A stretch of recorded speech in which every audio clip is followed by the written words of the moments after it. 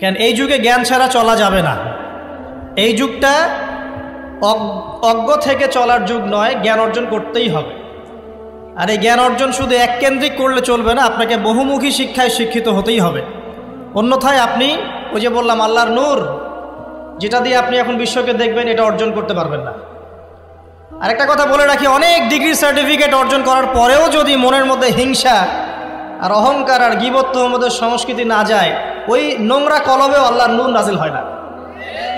কথা বুঝাতে পারছি না? অনেক ডিগ্রি সার্টিফিকেট অর্জন করেছেন, তো মনের মধ্য থেকে এখনো হিংসাই যায় নাই, এখনো গীবত তোহমতের সমালোচনার সংস্কৃতিই বর্জন করতে পারেন নাই, এখনো খোলা মনে সবাইকে ভাই মনে করতে পারছেন না। সংকীর্ণ মন, একটা ছোট মন নিয়ে ছোট লোকের মতো আপনি চলাফেরা করেন, এই মন নিয়ে চললে আল্লাহর নূর নাজিল হবে না। আল্লাহর নূর পেতে হলে মনটা প্রশস্ত হতে হবে, নিরহংকারপূর্ণ হতে হবে, কারো প্রতি হিংসা নাই, কারো প্রতি বিদ্বেষ নাই, কেউ আমার শত্রু না, মুসলিম ভাইরা সবাই আমার ভাই। উদার একটা যখন মন মানসিকতা থাকবে, নিরহংকারপূর্ণ মন থাকবে, জ্ঞান অনুযায়ী আমল হবে, সেজদায় কান্নাকাটি করবেন, আল্লাহর নূর চলে আসবে ইনশাআল্লাহ। আর এগুলো আসলে এখনকার সায়েন্স দিয়ে আমি ব্যাখ্যা করতে পারবো না, এগুলো আধ্যাত্মিক কথাবার্তা। আমাদের বাহ্যিক এই জগতের বাইরেও কিন্তু একটা জগৎ আছে, আমি মনে হয় বুঝাতে পারছি না। বারাকা, আল্লাহ পাকের বরকত কি দেখেছেন কখনো চোখ দিয়ে? আল্লাহ পাকের বরকত বলে একটা কথা আছে না? আছে না? আচ্ছা, বরকত কি জিনিস আপনি কি চোখে দেখতে পারেন? এমন একজন সালাফের কথা পড়লাম, যিনি 40 বছর বেঁচে ছিলেন। কত বছর? 40 বছর। এই 40 বছরে তিনি প্রায় 300টা বই লিখেছেন। কয়টা? 300টা। এখন বলেন, আমরা এখানে যারা বসে আছি অনেকেই 40 পার করে ফেলছি না? আমরা এই 40 বছরে কিছু করতে পেরেছি? এই 40 বছরে একটা মানুষ 300টা বই লিখতে পারে? তাহলে আমরা বুঝতে পারছি যে তাদের সময়ের যে বরকত আর আমাদের হায়াতের বরকত এক না। বরকত সম্পূর্ণ ভিন্ন জিনিস, যেটা আমরা চাক্ষুষ দেখা জ্ঞান দিয়ে বিশ্লেষণ করতে পারবো না। পারবো না। আরও বোঝাচ্ছি, দেখুন রাসূলুল্লাহ সাল্লাল্লাহু আলাইহি ওয়াসাল্লাম সারাদিনে কত কাজ করতেন। তাহাজ্জুদ পড়তেন, শেষ রাত্রে উঠতেন, রাতের এক অংশ ঘুমাতেন, আরেক অংশ উঠতেন, উঠে তাহাজ্জুদে নামাজ পড়তেন, লম্বা কেরাত, মানে এক রাকাতে প্রায় 4 পারা কোরআন তেলাওয়াত করেছেন। এক রাকাতে 4 পারা। আমরা তো 4টা আয়াত পড়লেই একদম তাড়াতাড়ি রুকু করতে হবে, দাঁড়ায় থাকতে পারতেছি না। তাই নামাজ তো ডিজিটাল, এখন যুগের সাথে সাথে নামাজও কি ডিজিটাল। অনেক মসজিদে নামাজ পড়লে মনে হয় ইমাম সাহেব পেশাব পায়খানা চাপ নিয়ে নামাজ পড়াচ্ছে মনে হয়, তাড়াতাড়ি নামাজ শেষ করতে পারলে বাঁচে। আবার দেখা যায় মাঝে মাঝে যে নামাজ মানুষ পড়াচ্ছে, পড়তেছে না, মানে নামাজ পড়ানোর দায়িত্ব সে পালন করছে, নামাজ নিজে পড়তেছে না। তো এই ডিজিটাল নামাজ না। নবী সাল্লাল্লাহু আলাইহি ওয়াসাল্লাম এক রাকাতে 4 পারা কোরআন তেলাওয়াত করেছেন, প্রায় 4.5 পারা তাহাজ্জুদের নামাজে। তখনই তো গিয়ে পা ফুলবে। এই যে পা ফুলতো, এমনি এমনি পা ফলে? কতক্ষণ দাঁড়ায় থাকলে একটা মানুষের পা ফলে? তো নবী সাল্লাল্লাহু আলাইহি ওয়াসাল্লামের পা ফুলে যেত, পা মোবারক ফুলে যেত। লম্বা সালাত পড়তেন, সালাতের পরে আবার কিছুক্ষণ ডান কাতে শুয়ে থাকতেন সুন্নত পড়ে। বেলাল রাদিয়াল্লাহু আনহু এসে ডাক দিতেন, তিনি গিয়ে মসজিদে নববীতে নামাজ পড়াতেন। ফজরের নামাজও হতো লম্বা, কেরাত হতো লম্বা। নামাজের পরে আবার সাহাবীদের সাথে কথাবার্তা বলতেন, দিনী বিষয়ে মোজাকারা করতেন। তারপরে ইশরাকের নামাজ পড়তেন, চাশতের নামাজ পড়তেন, পরিবারের দেখাশোনা করতেন, দিন প্রচার করতেন, রুজি রুটির ব্যাপার ছিল। এই সারাদিন যে এতগুলো কাজ তিনি করতেন, একদিনে একটা মানুষ এত কাজ করতে পারে? তো নবী সাল্লাল্লাহু আলাইহি ওয়াসাল্লামের জীবনের বরকত আমার জীবনের বরকত কি সমান? তাহলে বলেন, বরকত কি আমি চাক্ষুষ জ্ঞান দিয়ে প্রমাণ করতে পারবো? এরকম অনেক বিষয় আছে ইসলামে যেটা চাক্ষুষ জ্ঞান দিয়ে প্রমাণ করা যায় না। কবরের আযাব দেখেছেন? কেউ কি প্রমাণ করতে পারবে? আপনি কি ফেরেশতাকে দেখেছেন যারা এখন এখানে ঘিরে রেখেছে জায়গাটা? এই জায়গাটা কি ফেরেশতারা ঘিরে রাখে নাই? আল্লাহ রাসূল কি সেই কথা বলেন নাই? কিন্তু আমরা কি প্রমাণ করতে পারবো এখন? আপনি চাক্ষুষ জ্ঞান দিয়ে পারবেন না। কবরের আযাব প্রমাণ করতে পারবেন না। স্বপ্ন মাঝে মাঝে দেখেন, সত্য হয় কি হয় না? মুমিনের স্বপ্ন সত্যি হবে কি হবে না? আখিরুজ জামানে মুমিনের স্বপ্ন বেশি বেশি সত্য হবে। তো সত্য স্বপ্নের কি ব্যাখ্যা দিবেন? কোনো ব্যাখ্যা নাই। আপনি কি জান্নাত জাহান্নাম দেখেছেন? দেখেন নাই। মিজান পুলসিরাত দেখেছেন? রূহ, আপনার শরীরে একটা রূহ আছে, আত্মা, এটা কি দেখেছেন? এখন এই যে বিষয়গুলো দেখা যায় না, আধ্যাত্মিকত্ব, বারাকা, আল্লাহর নূর, কবরের আযাব, পরকাল, ফেরেশতা, জিনজাতি, তো এগুলোকে আমরা তো বাহ্যিক জ্ঞান দিয়ে ব্যাখ্যা করতে পারবো না, পারবো? তাই বলে কি এগুলোর অস্তিত্ব নাই? বলেন, এগুলোর অস্তিত্ব আছে কি নাই? যদি এগুলোর অস্তিত্ব কেউ বিজ্ঞান দিয়ে প্রমাণ করতে চায়, পারবে? যুক্তি দিয়ে প্রমাণ করতে চাইলে পারবে? কোনো দর্শন দিয়ে প্রমাণ করতে চাইলে পারবে? পারবে না। তাহলে এখানে একটা বিষয় হচ্ছে, আল্লাহর পক্ষ থেকে যা নাজিল হয়েছে চোখ বন্ধ করে বিশ্বাস করতে হবে। এখন এই চোখ বন্ধ করে বিশ্বাস করলে পরে মানুষ আপনাকে বলবে ধর্মান্ধ, কি বলবে? এবং ইসলামের এই মৌলিক বিষয়গুলোকে যদি আপনি চোখ বন্ধ করে মেনে চলেন, এখনকার বিশ্বের মানুষ আপনাকে বলবে আপনি মৌলবাদী। এখন আপনি বলেন, ইসলামের মৌলিক বিষয়গুলোকে মেনে না চললে কি কেউ মুসলিম হতে পারবে কি না? পারবে? তাহলে পরিপূর্ণ মুসলিম হতে হলে আমাকে মৌলবাদী হতে হচ্ছে কি না? আমি এটা দিয়ে কি বুঝাচ্ছি? বুঝাচ্ছি আল্লাহ পাকের নাজিল করা প্রতিটা বিষয়কে চোখ বন্ধ করে মানতে হবে। কিছু বিষয় আমার বুঝে আসবে, কিছু বিষয় আমার বুঝে নাও আসতে পারে। এখন যতগুলো বিষয় বললাম, একটাও কি ব্যাখ্যা করতে পারবেন? কিন্তু এগুলো আপনাকে মানতেই হচ্ছে, কারণ আপনি মুসলিম। আল্লাহ বলেছেন, রাসূল বলেছেন, আমি মেনেছি। এখন আমার জ্ঞান কি আল্লাহ এবং তার রাসূলের জ্ঞানের চেয়ে বেশি না কম? এই পুরো মহাবিশ্ব যিনি পরিচালনা করছেন, তার জ্ঞান বেশি না আমার জ্ঞান বেশি? এই পুরো মহাবিশ্বের শত কোটি গ্যালাক্সি আছে, এক একটা গ্যালাক্সিতে হাজার হাজার সৌরজগৎ আছে। এরকম শত সহস্র গ্যালাক্সি নিয়ে একটা আসমান গঠিত হয়। এরকম 7টা মহাদেশ আছে, সাতটা মহাবিশ্ব আছে। এই 7 মহাবিশ্বের উপরে আছে কুরসি, ওয়াসিআ কুরসিয়ুহুস সামাওয়াতি ওয়াল আরদ। তার উপরে আছে মহাসাগর, যার গভীরতা 500 বছরের পথ। তার উপরে আছে আল্লাহ রাব্বুল আলামিনের আরশে আজিম। আর আল্লাহ রাব্বুল আলামিন এই আরশের উপর সমুন্নত। সেই মহান আল্লাহকে আমরা বলি আল্লাহু আকবার। কি বলি? এই যে আল্লাহু আকবারের মর্ম বুঝলেন? এখন এই বিশাল সত্তা আল্লাহু আকবার, আল্লাহ পাক সবচেয়ে বড়, এই সর্বোচ্চ সত্তার জ্ঞান বেশি না আমার জ্ঞান বেশি? তার পক্ষ থেকে যখন কোরআন এবং হাদিস নাজিল হচ্ছে, আমাকে তো চোখ বন্ধ করেই মানতে হবে, নাকি আমি যুক্তি দিব? হ্যাঁ, কিছু বিষয় আমার বুঝে আসবে, কিছু বিষয় আমার বুঝে নাও আসতে পারে। কিছু বিষয় আমি সায়েন্স দিয়ে প্রমাণ করতে পারবো, কিছু নাও পারতে পারি। কিছু আমি দর্শন দিয়ে প্রমাণ করতে পারবো, কিছু নাও পারতে পারি। যেগুলো পারছি না সেগুলো আমার বা আমাদের জ্ঞানের সীমাবদ্ধতা। কথা কি বুঝতে পারছেন? এটা আল্লাহ পাকের জ্ঞানের বা আল্লাহ পাকের ওহির কোনো ত্রুটি নয়। আল্লাহর ওহির কোনো ত্রুটি আছে? এটা আমার জ্ঞানের সীমাবদ্ধতা। আসেন সামনে যাই। যে কথাটা বলতে গিয়ে এদিকে আসলাম, দেখুন এমন অনেক বিষয় আছে যেগুলো আমরা খালি চোখে ব্যাখ্যা করতে পারবো না।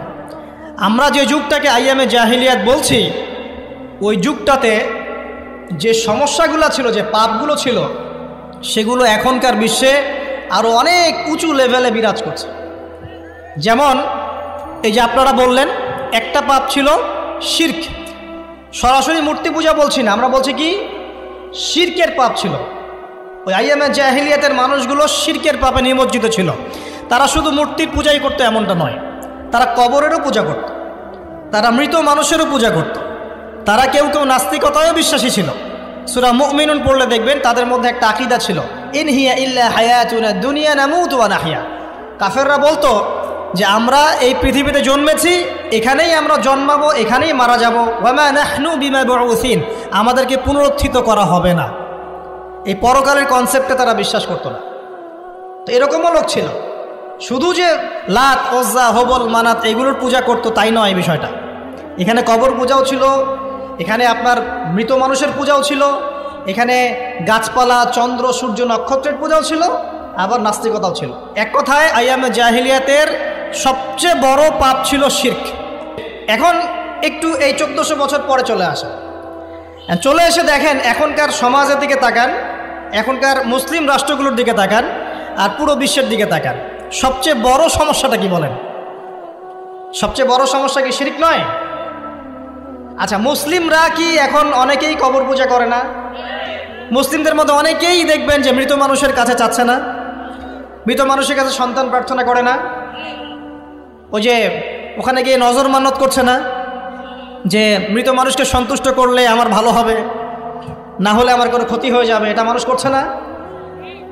মুসলিমদের মধ্যে বহু মানুষ আল্লাহর হালালকে হারাম করছে না, আল্লাহর হারামকে হালাল করে নিচ্ছে না, এটাও কিন্তু শিরক। আপনি কি জানেন যে আল্লাহর হালালকে হারাম করলে শিরক হয়? আল্লাহর হারামকে হালাল করলে শিরক হয়? সুদ হালাল না হারাম? না, সুদ তো ফরজ। সুদ হালাল না হারাম? সুদ তো এখনকার বিশ্বে ফরজ। সুদ ছাড়া এই বিশ্ব চলবে না। আপনি ঠিক বলছেন, কিন্তু সুদ ছাড়া এই বিশ্ব চলে না। যে কোনো কিছু করতে গেলে সুদ লাগে। তো এখন যে সবাই এটাকে হালাল করে নিচ্ছে, এটা কি হচ্ছে? আল্লাহর হারামকে মানুষ হালাল করছে না? আচ্ছা বলেন, মদ হারাম না হালাল? বলেন। মদ তো ওয়াজিব নাকি? যুব সমাজে তো মদ না খেলে চলেই না। মদ খায় না এমন যুব সমাজের সংখ্যা বেশি, না খায় তার সংখ্যা বেশি? কয়টা ছেলে আছে স্মোক করে না? বলেন, কয়টা ছেলে দেখাতে পারবেন যারা স্মোক করে না? এখানে কারা কারা স্মোক করেন না? মাশাআল্লাহ, আলহামদুলিল্লাহ, মাশাআল্লাহ। হাত নামান, হাত নামান, হাত নামান। আল্লাহ পাক আপনাদের রক্তে এবং মাংসে বরকত দান করুন, দোয়া করি। যদি আপনি কোনো কমিউনিটির মধ্যে দেখাতে পারেন যে তারা মাদক থেকে দূরে আছে, তারা শুধুমাত্র ইসলামিক কমিউনিটি, অন্য কোনো কমিউনিটি না। যদি আপনি মাদক মুক্ত কোনো ক্যাম্পাস দেখাতে পারেন, সেটা হবে মাদ্রাসা। যদি পর্ন মুক্ত ক্যাম্পাস দেখাতে পারেন, দেখাতে হবে মাদ্রাসাকে। এখানে বিষয়টা হচ্ছে, যারা ইসলাম প্র্যাকটিস করে, কোরআন এবং সুন্নাহর বুঝ যাদের মধ্যে আছে, যাদের মধ্যে আল্লাহর ভয় আছে, এরা কখনো সুদ খাবে? এরা কি মদ খাইতে পারবে? পারবে না। ইনশাল্লাহ আপনারা কি জেনা করতে পারবেন? আল্লাহ পাক আপনাদেরকে ঈমান আমলের উপর অটুট রাখুন, আমিন। যে কথাটা বলছি, কেউ যদি আল্লাহর হালালকে হারাম করে নেয় আর কেউ যদি আল্লাহর হারামকে হালাল করে ফেলে, এটাকে কিন্তু শিরক বলা হয়। এই বিশ্বে কি এই সমস্যা নাই? সামনে আগান। এই বিশ্বের শিক্ষা ক্ষেত্রগুলো দেখবেন, এই শিক্ষা ক্ষেত্রগুলোর মধ্যে নাস্তিকতার শিক্ষা বাড়ছে না কমছে? বাড়ছে। এই বিশ্বের অর্থনীতি দেখবেন, অর্থনীতির মধ্যে শিরক বাড়ছে না কমছে? এখানে আপনাকে সুদ নিতে হচ্ছে, এখানে আপনাকে আল্লাহর নাজিলকৃত ইকোনমি বাদ দিয়ে পশ্চিমাদের নাজিলকৃত ইকোনমি বহন করতে হচ্ছে। এটাও এক প্রকার কুফরি। আরও সমস্যা আছে। এই বিশ্বের ওয়ার্ল্ড অ্যাফেয়ার্সের দিকে তাকাবেন, দেখবেন বিশ্বের কয়টা জায়গা আপনি আমাকে দেখাতে পারবেন যেখানে মুসলিমদের মধ্যেও আল্লাহ রাব্বুল আলামিনের নাজিলকৃত বিধান দিয়ে বিচার ফয়সালা হচ্ছে? কয়টা দেখাতে পারবেন? তো যেখানে আছে খুব স্বল্প পরিসরে। পুরো বিশ্বের অবস্থা আজকে এমন। পর্নোগ্রাফি হালাল না হারাম? পশ্চিমা সংস্কৃতির মধ্য দিয়ে এটা সারা বিশ্বে ছড়িয়ে দেওয়া হয়েছে। মানুষ এখন এটাকে available part of our life এটা মনে করছে, আর common part of our life. পর্দা হালাল না হারাম? বলেন, পর্দা না করাটা হারাম না হালাল? আচ্ছা, এখন দেখেন, মিডিয়া বলেন, প্রিন্ট মিডিয়া বলেন, ইলেকট্রনিক মিডিয়া বলেন, বিভিন্ন প্রযুক্তিগত উন্নয়নের মধ্য দিয়ে নগ্নতাকে প্রমোট করা হচ্ছে কি হচ্ছে না? বলেন, হচ্ছে কি হচ্ছে না? এখন কি কাপড় খোলার দিকে মানুষ বেশি আগ্রহী না পরার দিকে? দেখবেন ইসলামের বুঝ যাদের মধ্যে নাই, এরা কাপড় খুলতে চাচ্ছে এখন। আর আমি আপনাদেরকে বলি, আগের লেকচারগুলোতেও বলেছি, এই পুরো মহাবিশ্বে আমাদের বাবা আর মা আদম এবং হাওয়া আলাইহিস সালাম, তাদের গা থেকে পোশাকটা খুলে ফেলেছিল কে জানেন? কে?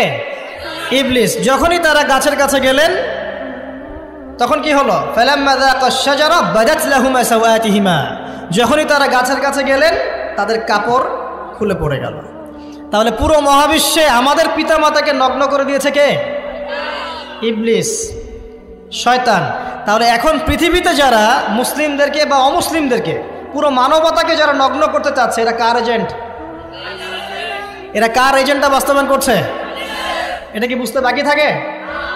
আমি কথাগুলো বানিয়ে বলি নাই। সূরা আরাফ পড়েন, দেখবেন সব লেখা আছে। আসেন, এক কথায় বলতে চাচ্ছি, ওই সময়কার যে শিরকটা শুধুমাত্র মক্কায় সীমাবদ্ধ ছিল, এখনকার শিরকটা গ্লোবালাইজেশন হয়েছে আর কি। পুরো দেশে দেশে দেশে শিরক ছড়িয়ে পড়েছে। আসেন, ওই সময় আরেকটা বড় পাপ ছিল, যেটা এই যে এক ভাই বলল, সেটা হলো রিবা। রিবা, রিবা মানে কি? সুদ। রিবা মানে সুদ, জানেন তো? আর সুদ তো ফরজ নাকি ভাই? আচ্ছা, এমন কোনো গ্রাম নাই বাংলাদেশে যেখানে সুদ নাই, আর বিশ্বের এমন কোনো দেশ নাই যেখানে সুদ নাই। আর এই যুগের কথাই নবী সাল্লাল্লাহু আলাইহি ওয়াসাল্লাম হয়তোবা বলেছিলেন, আল্লাহু আ'লাম, আল্লাহ ভালো জানেন, যে এমন একটা যুগ আসবে যে যুগে ম্যাক্সিমামই সুদখোর হবে। যে ব্যক্তি সুদের ছিটাফোঁটা মানে সুদের পাপ থেকে বেঁচে থাকতে চাইবে, ওর গায়েও গিয়ে সুদের ছিটাফোঁটা গিয়ে লাগবে। এটা সেই যুগ না? আপনি বুঝতে পারছেন না হয়তো, এটা সেই যুগ। আপনি মনে করছেন দাড়ি টুপি পাগড়ি জুব্বা মাশাআল্লাহ সব লাগাই দিছি, হ্যাঁ, বাইরে একটা সাইনবোর্ড আছে, আমি মৌলবী আল্লামা, আমি একজন দায়ী বক্তা, কিন্তু সুদের যে ওই ছিটাফোঁটা এটা আপনার কাছে আমার কাছেও আছে।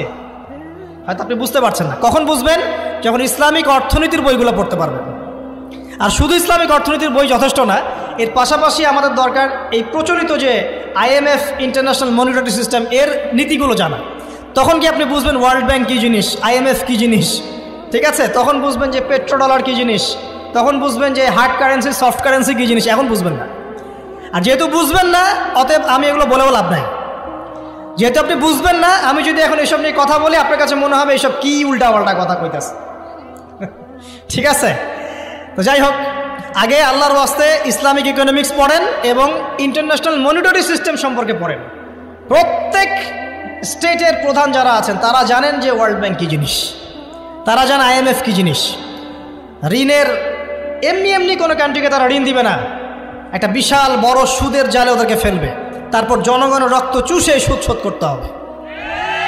আর যারা পারবে না, ওরা যে শ্রীলঙ্কার মতো দেউলিয়া হয়ে যাবে। ও কেন দেউলিয়া হয়ে গেছে? বিকজ ও ঋণ শোধ করতে পারছে না, বাস দেউলিয়া। তো যাই হোক, পড়াশোনা করেন। আমি একজন স্কলারের নাম বলে দেই, এক লেকচারে তো সব বলে দেওয়া সম্ভব না। সম্ভব?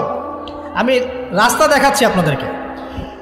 আপনারা আল্লামা তকি উসমানীর বইগুলো পড়েন, নাম শুনেছেন? আচ্ছা, নাকি এখন বলবেন যে উনি তো হানাফি মাযহাবের, আমি তো আহলে হাদিস পড়বো না, এটা বলবেন নাকি?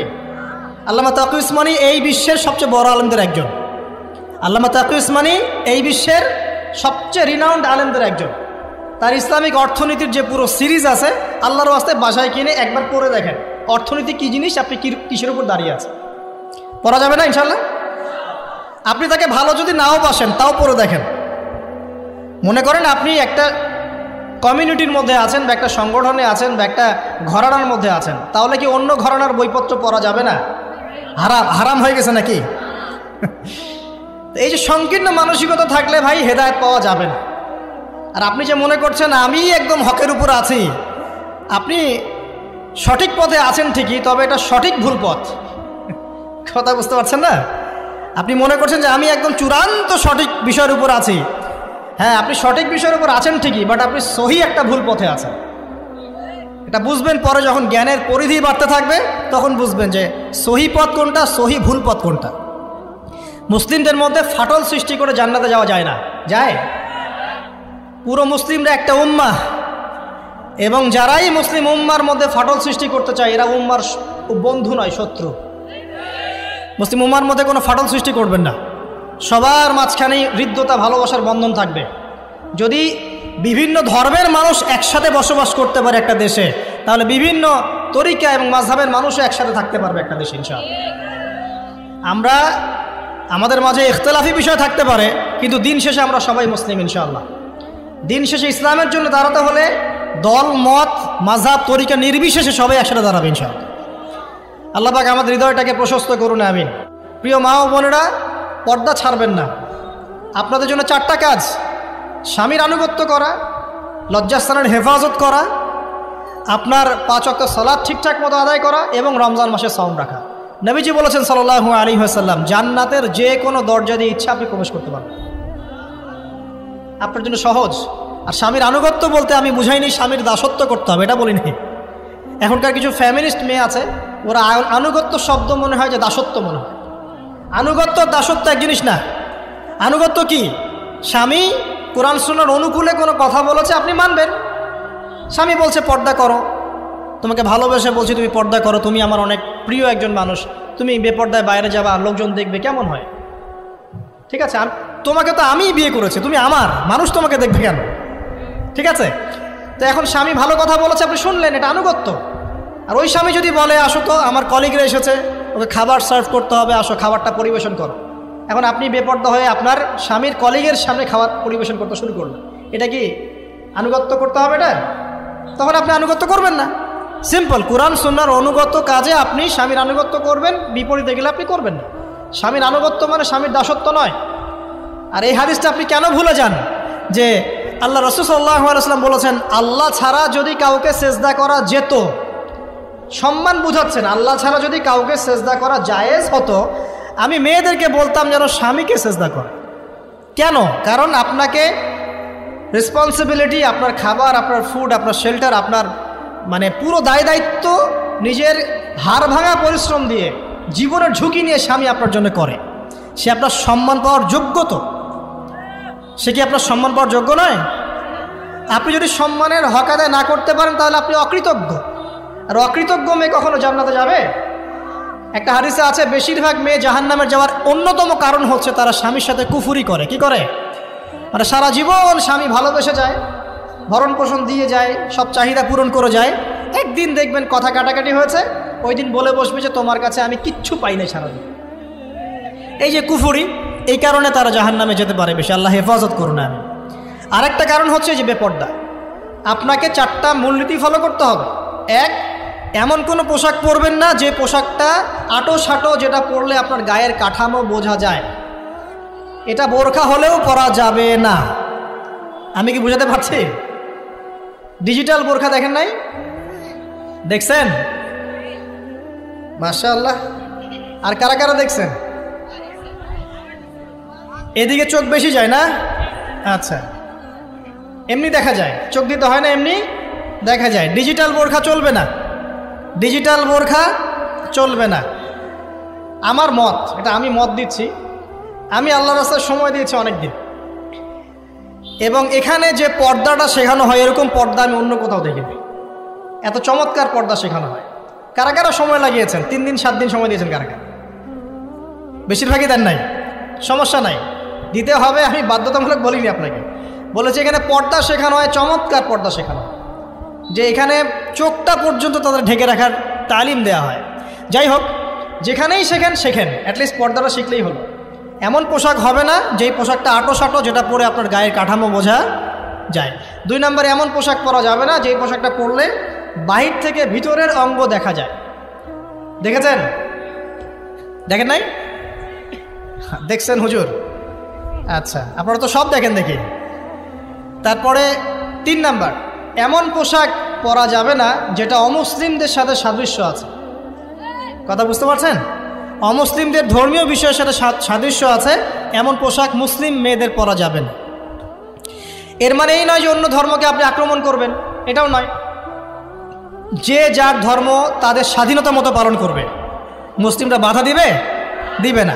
মুসলিমরা দাওয়াত দিতে পারে। কি করতে পারে?